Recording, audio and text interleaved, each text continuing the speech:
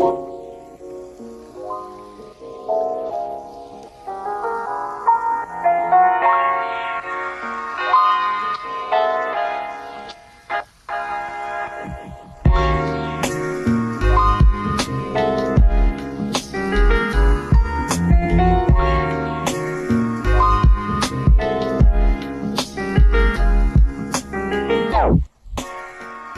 everyone, welcome back to Young and Wifed Up. This is Marcella. And I'm Gabby. And thanks for joining us this week for another episode. We would really appreciate it if you are listening right now, if you would stop and rate and review on Spotify, Apple Podcasts, and wherever you're listening to your podcast. I don't know what is happening to Marcella right now. She's like losing her mind. What is happening? Was there a lag? Sometimes there's such a bad lag and delay and a pause, and I'm like, am I supposed to? Okay, well, no, it's your turn. Now it's your turn. Oh my goodness. Okay, you guys. Also, if you want to get plugged into the Young and Wifed Up community, there are a couple of ways to do so.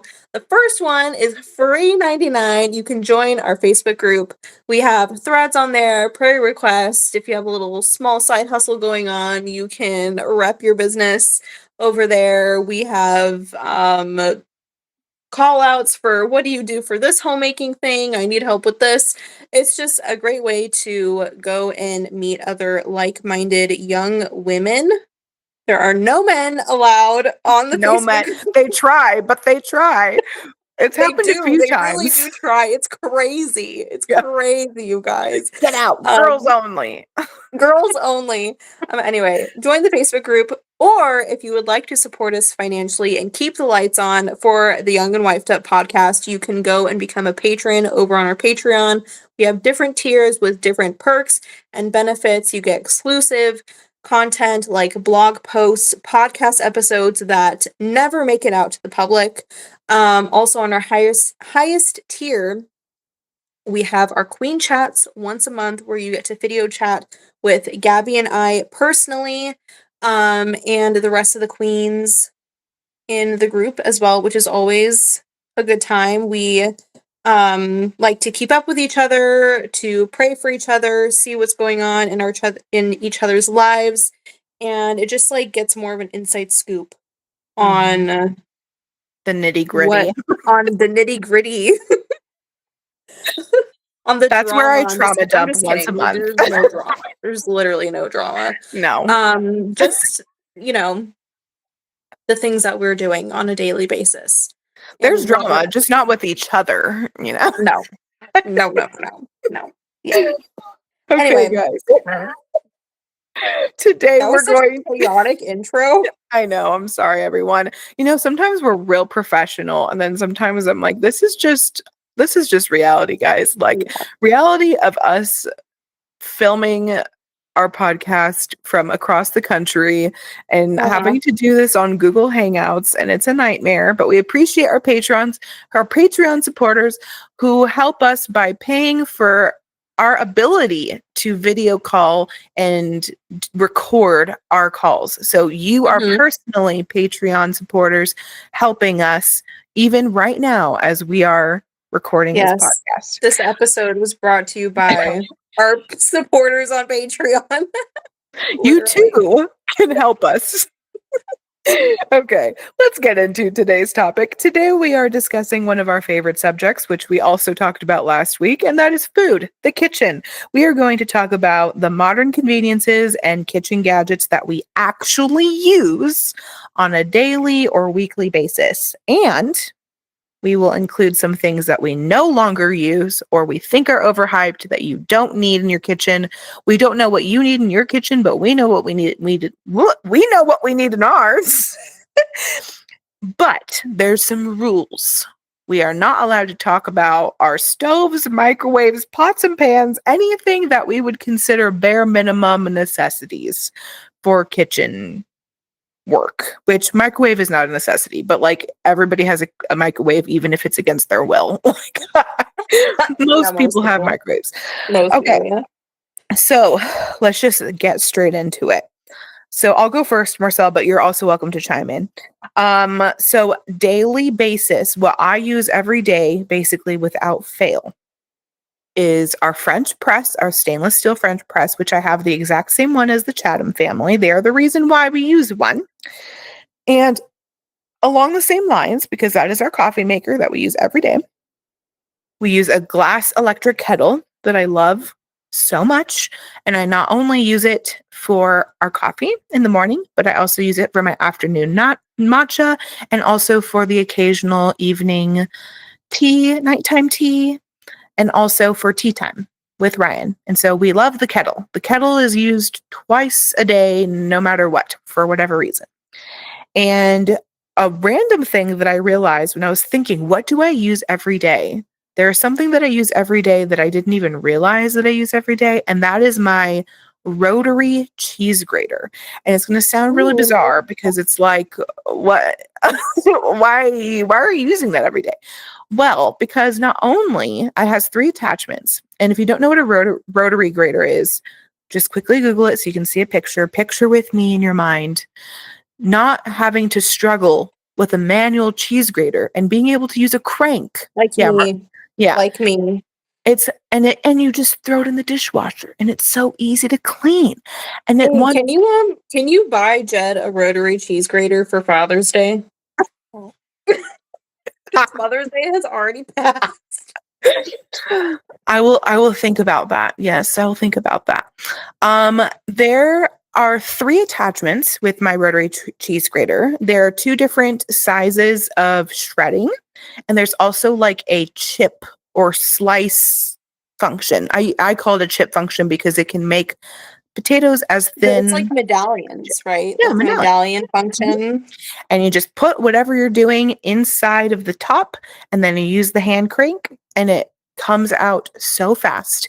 And I use this every day, and not only for cheese. I use it to make shredded hash browns that I ferment for a day and then I freeze, and it's awesome. And I use it for vegetables. Cheese is like the main thing because we love cheese here. We love a raw cheddar. And I also, when I can get up to Utah and go to the farm store in southern Utah, I get raw mozzarella and it's amazing. And I also use it for that for pizzas. So delish. Anyway, so yeah, that's my daily grind is like my coffee setup and my rotary grater. I don't know. This is what I do.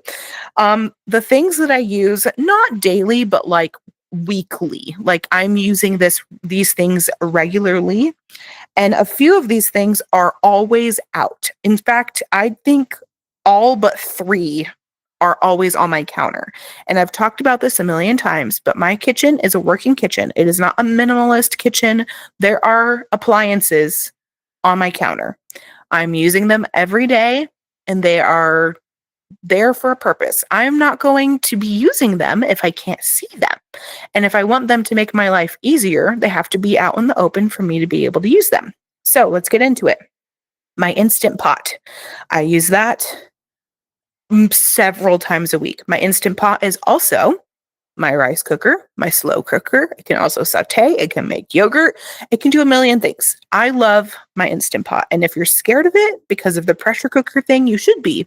You should be scared of it because it is dangerous if you use it incorrectly.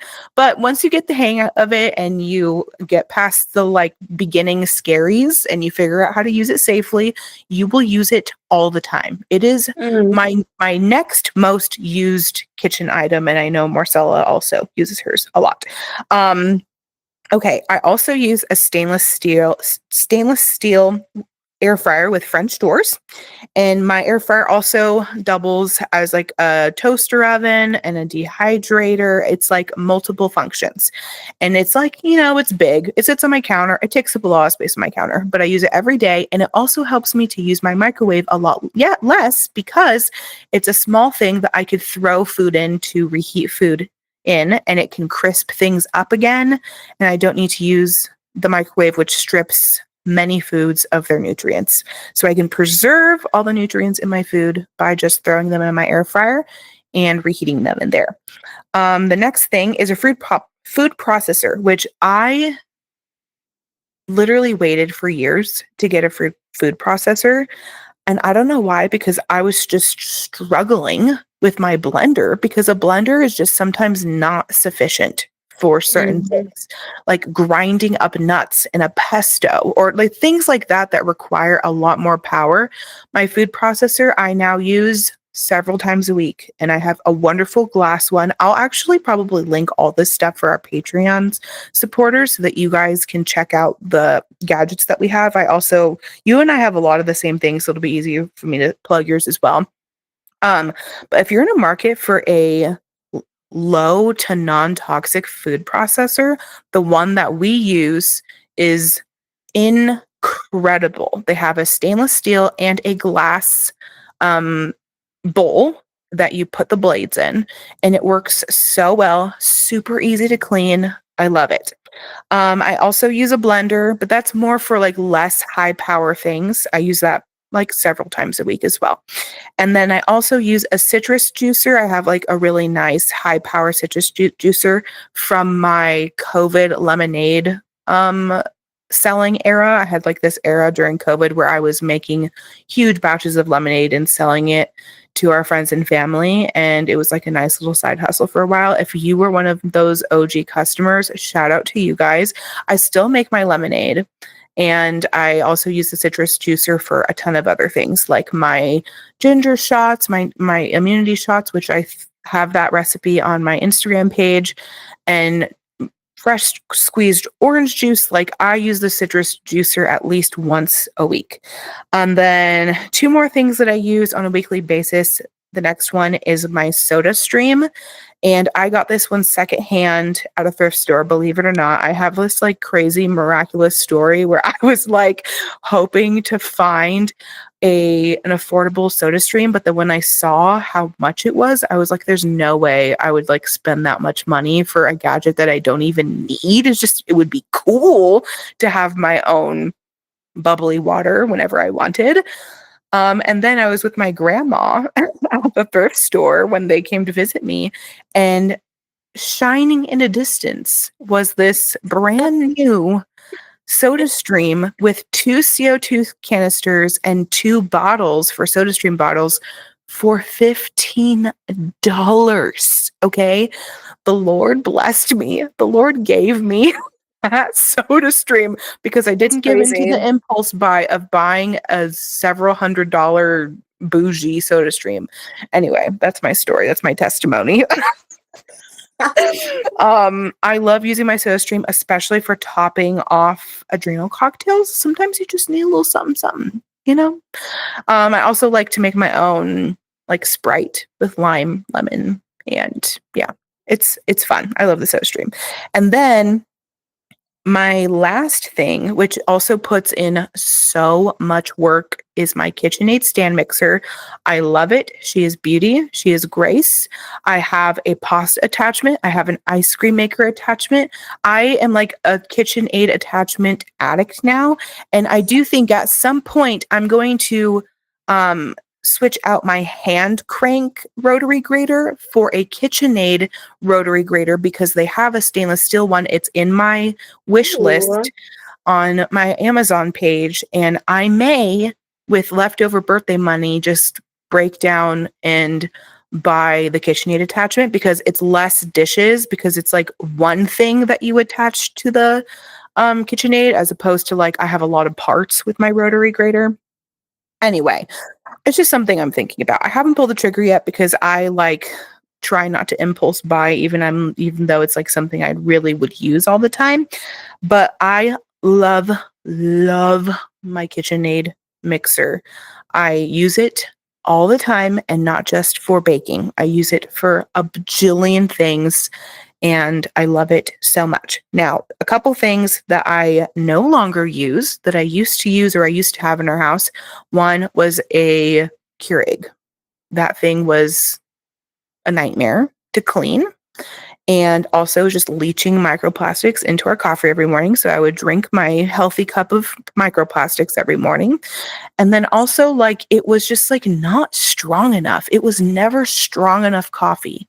And now I have way more control with my French press, and there's zero plastic entering my body in the morning when I'm drinking coffee, and it's so much easier to clean. So I am getting rid of my Keurig has been sitting in our garage for a couple years because I'm like, I don't want to just like give it to the Goodwill. So I'm trying to sell it on Marketplace, but it's like not selling. So I think I'm just going to end up giving it to the Goodwill with all the extra things that I have with it. But I no longer use the Keurig. Thank you, Lord. And I had an industrial like juicer for like juicing, like huge amounts of fruits and vegetables. And when I was plant-based and like I was like not quite vegan because I had eggs and fish. I was more like pescatarian. And then I would like have chicken. So I don't know what that's called. It's been a long time. But but I was very, very plant-based. Let's just say that. I was very plant-based for a long time. So I did a ton of juicing. But since I have switched to more of an animal-based Weston A. Price diet, I just don't really have the use for raw vegetable juice anymore. I just doesn't appeal to me. I would rather have fermented vegetables, and I'd rather just eat my fruit than drink it. I don't know. So anyway, that's just me. So I got rid of it last year. And I don't need it anymore. And whenever I do my immunity shots, I just use my food processor and I strain it. It's just not a big deal. I just strain the pulp. Just an extra step. It's not a big deal. And then I also stopped using any hyper specific gadgets that only have one use. So a rice cooker. I had a rice cooker before I had an Instant Pot, and now that I have an Instant Pot, I don't need a rice cooker. And for me, it's like I don't need to have one function kitchen gadget that another gadget in my house can take over that. Yeah. And then also there was this one thing that I had for a long time that I used like pretty often when I was plant-based, and it was this thing called Yo Nanas, and it's like a kitchen appliance that makes kind of like soft serve textured fruit sorbets, but it wasn't sorbet, it was like creamy. And you use bananas as a base. That's why it's called Yo Nanas. And it like turns bananas into frozen yogurt, essentially. But there's no yogurt. It's just fruit. Anyway, that was like a one-time, like a one-use thing that I was like, I don't really need this. I can just blend up some fruit and make myself a frozen yogurt in my KitchenAid ice cream maker. So anyway, I stopped using hyper-specific gadgets that only have one use. And yeah, that's basically it for me. That's what I use on a regular basis. Those are things that I no longer use. And I'd love to hear from you, Marcella. Okay, mine's gonna be so short. I had so many things. Okay, so the daily ones. Half of these are things that I don't even use necessarily, but my husband uses them, and so I would still consider them to be daily used kitchen gadgets. Yeah. So same thing for us. French press, glass, electric kettle. That is the way to go for just regular coffee. We also have an espresso maker, or like an espresso machine, which is really nice. And that's like more for like special occasion coffee, like on one of Jed's days off. Like he likes to make us lattes and stuff like that. But I am not a daily coffee drinker. I can't do it. The caffeine is too much for me. My body just rejects it. So I don't use that stuff, but my husband makes the coffee with the French press and the electric kettle. And he usually makes more when he gets home. So yeah, it's pretty much used the same, like twice a day, usually for us as well. And he's been doing French press coffee for, I don't even know, A long time. since we've Many, been many married, years. maybe Yeah. a really long time. Yeah, super long time. And I think there was at one point, was there a time when we had K cups, like a Maybe in Keurig the kind of a very thing? beginning. Maybe. Maybe. I know there was a time where we had like an actual coffee, like a coffee maker where you like stick the pitcher underneath and Mhm. it brews it into that. We had that for a long time. But yeah, the French press is like definitely probably the best Mhm. out of all of Oh, the yeah. different things. But the espresso machine is obviously like it's so good too. So those are used on a daily basis, and then my Ninja Foodie, I use that thing every single day because it is like a multifunctional um kitchen appliance. So if I remember correctly, it pressure cooks, it slow cooks, it has an air fryer on it. It has the dehydrator, you can make yogurt, you can like do a sear saute, whatever. What else? I think that's pretty much it. But so the original like insert that comes in it, it's like the non-stick, like your typical kitchen appliance non-stick coating or whatever. But they make stainless steel ones that you can buy for like $30 or something like that. They're pretty inexpensive. So I have the stainless steel insert, which is just like the bowl that you use. It's like the same thing as like the Instant Pot one. Mhm. Um, and that's like a nice like non-tox switch out. But I use the Ninja Foodie almost, I would say pretty much every single day if I'm um pressure cooking rice. If I'm making mashed potatoes, I make those in the Instant Pot. If I'm reheating food and I don't want to necessarily do it in the oven or doing it over the stove, I'll throw it in the air fryer. Yeah, it's being used all the time, all the time. Um, and yeah, for yogurt, like dairy stuff too, it's also really nice for that as well. Let me see here. Oh, and also recently we've been using our blender almost every day because now that it's been hotter, we've been like making more smoothies. It's like smoothie season now. Smoothies and shakes. I don't use it so much for like food processing necessarily because I have the food processor that Gabby was talking about where it's like the stainless steel and the glass, and so I don't really use the blender for that. But we've been using the blender a lot. For the hotter days especially, it's like really nice to just throw a bunch of stuff in the blender and then that's everybody's snack, if we're like Mhm. hankering for something right before dinner. That's like a nice thing to hold everybody over. And then weekly, I do have an immersion blender that I use fairly often. I do a lot of like Dutch babies and things like that, and I typically use like my immersion blender for that That's sort of a interesting thing. because I just throw it in my regular blender. So you I do kind it of in a bowl? switch Yeah, I kind of switch back and forth just because the bowl is easier to clean than the blender is. Yes, that's very true. Um, so and then, like, the attachment on the immersion blender is usually not very hard to hand wash, as opposed to taking the whole blender apart, and then you have to, like, unscrew the bottom, and then sometimes the blender's already been used and it's Right. like still dirty. So I'm Yeah. like, I need to use my immersion blender. So that, and then also we have been using the waffle maker quite a bit lately as well. Um, I wish that there was like a non-tox version of a waffle maker, but I guess that kind of like maybe it's cast iron, I guess. I There's think like that there cast are cast iron iron ones. waffle things or Yeah. whatever, but Mhm. it does kind of take out the convenience of like a non-stick waffle maker.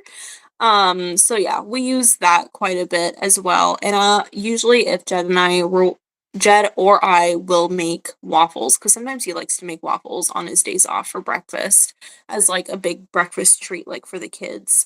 We'll make a huge batch of it and we might eat half of it and then the rest of it will freeze. Oh, that's so Um, nice.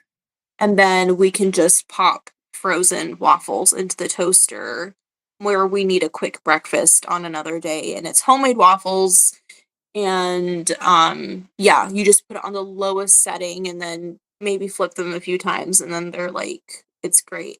Very convenient. And then the last one is this really crazy looking garlic presser that I have. It's not your typical like double-handled garlic presser. Yeah. It's like a container with a lid on it, and it has like the kind of like square diced blades.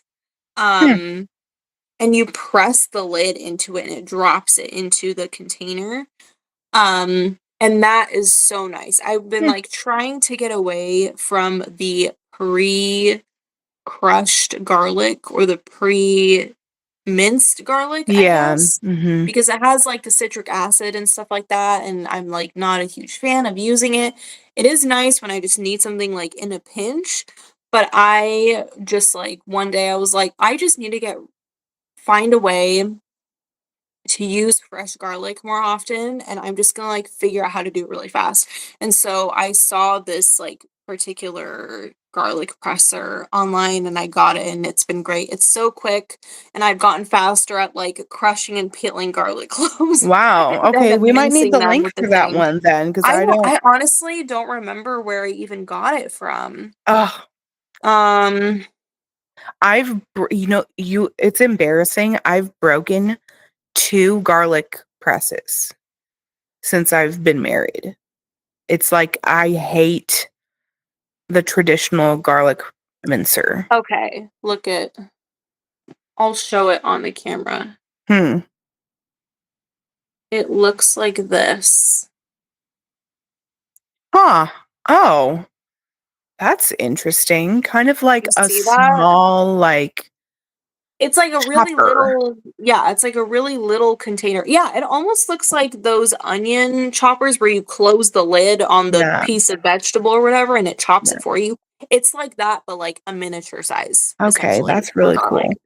I do have one Um, of those choppers too that my mm, friend Virginia got me, and I love it. But I usually only use that if I'm doing a ton of potatoes or a ton of onions or like mm, just a lot of vegetables. I don't use it on a weekly basis, but I love having it for when I'm doing bulk vegetable chopping because yeah, I'm yeah, yeah. prone to kitchen accidents. Honestly, both of us are prone to kitchen accidents with Yeah, knives.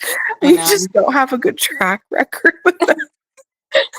So anything that can negate me accidentally slicing my finger. Oh my gosh, there's something that I completely forgot that I use several times a week, and that is my bread slicer, my Swedish Oh, yeah. bread slicer.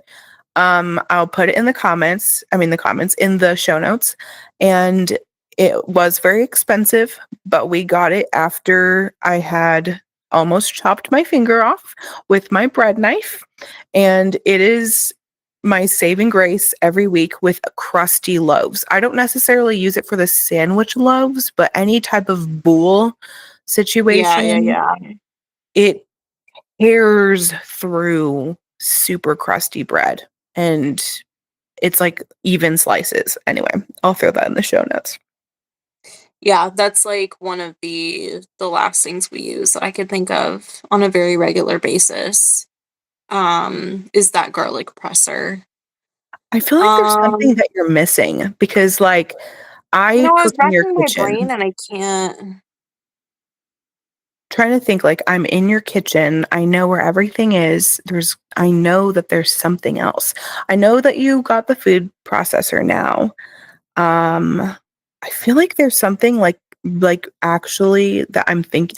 Okay, you didn't mention this, you probably only use it when you guys do your lattes, but your milk frother that also heats the milk Oh, is yeah. so nice. I want one of those so bad.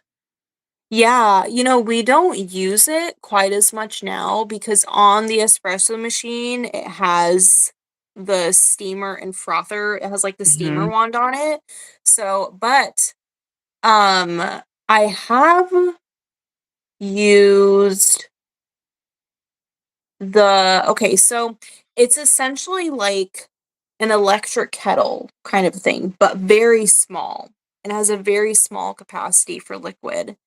And you can turn it on to heat whatever liquid you put in there. Obviously, it's usually milk. Um, Or you can just have it steam it. If you don't want it to be frothy, you can just have, like, your steamed milk, or you can do both. And then I think there's also a way, like, I've made cold foam with it before Yeah, there's a too. cold function on that because I use it Yeah. every time I'm with you. I use it for making matcha and lattes. Yes. Yeah, I was gonna say, it's, like, really nice for that because there's, like, the little whisk at the bottom, Mhm. Mhm. which if you have, like, an espresso machine that has the steamer wand, you're not necessarily whisking anything. Mhm. It's just, like, the pressure, Yeah. um, makes it froth or whatever. But, yeah, if you have matcha that you're, like, trying to dissolve in hot water, like, that I think I've used it for that several times before. Mhm. But, yeah, it's a really neat, like, little kitchen gadget, especially if you don't have an espresso machine, but you Yes. like to make lattes and stuff like that, Mhm. and you need Mhm. something with a steaming and frothing function. I don't remember it being very expensive on Amazon. We've No, had that there's, one like, for a tons of long them. time. Yeah. Yeah. I've been kind of holding back because I'm trying to figure out how I can get like, I might get a mocha pot or something for espresso for to make Mm, lattes and stuff, mhm. but I'm still on the fence about it, because especially in the summer, we like to make iced coffee, and I feel like the cold Mhm. brew, like, doesn't last long enough for us. Like, we if I make a big batch, it uses so many grounds, and then Yeah, it's, it like, lasts does. us, like, 3 days, and so I'm like, It "Okay, if I does, can make yeah. espresso and just make it ahead of time, like, the night before, that uses less grounds, and I can Mhm. still have a latte, like a strong latte." Anyway, Mhm. I could talk about coffee forever because Ryan and I are daily coffee drinkers, and we love it. We Yeah. need it. Yeah. Besides that, there aren't really any gadgets that I, like, don't use anymore. Hmm. Not really. I mean, I have a stand mixer. It's not a KitchenAid. I have a stand mixer, but the bowl is too small for the batches of bread No. that I make. Yeah. And so it ends up, like, getting stuck up into the paddles and stuff, and Oh, it's no, just, that would like, a infuriate nightmare. me. Yeah. I'd Yeah, be like, so I "I just could just use stopped my hands." using it. Yeah, so I don't know. I've, like, thought about just, like, trying to find a KitchenAid mixer on, like, Facebook Marketplace, but, Mhm. for me, I don't know, I, like, have a hard time justifying the cost even though I'm literally making, like, baked stuff, like, I would probably use it all the time, but then I'm like, "But Mhm. I have spoons and I have hands." I Like, I could know. just use Yeah. that too, and it's just like, I don't know. I just haven't been able to justify it yet, Yeah, I but put off maybe one getting one day. for a very long time, and then I got mine 2 years ago, and I was like, "Why did I wait so long?" Especially with making things like homemade marshmallows and Mm. meringues and, like, Mhm. there's so many things that Yeah. I use it See, for. usually I'm able like, for stuff like that, the stand mixer that I have, it is large enough to do stuff like that, usually fine. It's, like, when I'm making just, like, major large batches of bread dough, it can't Mhm. handle how much flour I'm using Yeah, yeah. for that, so Yeah, then I it totally just get it. yeah, it gets stuck and it's bad. Anyway, Yeah. that's pretty much it for me. I Awesome. know we Well, talked a guys, lot. we would love to know what are the kitchen gadgets that you can't live without. And we always call our friend Virginia, who is also a regular listener, she is the kitchen gadget queen. Oh, no She way, has a okay. kitchen gadget for everything. So, Virginia, get on the Facebook group. I know she's there. And I want you to tell us in the comments what are the gadgets that you use all the time. And if you're also a kitchen gadget connoisseur or you're just a regular kitchen dweller like us and there's something that you use all the time that we didn't mention, we would love to hear Mm, in the yeah. comments what you guys use, what you guys stopped using, or what you're switching out for. We would love to hear about it. We love to talk about this stuff and nerd out about it. Okay, guys, we will talk to you guys next week, and we hope you have a blessed week. Bye. Hi.